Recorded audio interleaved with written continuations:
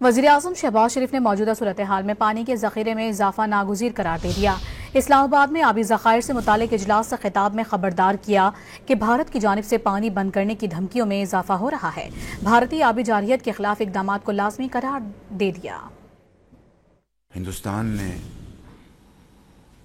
حالیہ جنگ میں بدترین شکست کھانے کے بعد جو تواتر سے 1960 کے پانی کے معاہدے کو ویپنائز کرنے کے لیے جو دھمکی اور جو تھریٹس وہ دے رہا ہے، وہ اس میں کوئی کمی نہیں آئی، بلکہ اس میں دن بدن اس میں اضافہ ہوتا جا رہا ہے۔ We have to build a water storage capacity۔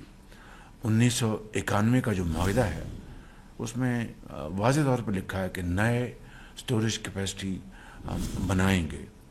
میں اس سٹوریج کیپیسٹی کی بات کر رہا ہوں جہاں پر کوئی کنٹروورسی نہیں ہے، نہ سندھ میں، نہ کے پی میں، نہ بلوچستان میں، نہ پنجاب میں۔ کہیں اگر کوئی کنٹروورسی ہے تو I'll be the last man to touch it even with a barge pole۔ That is out of question۔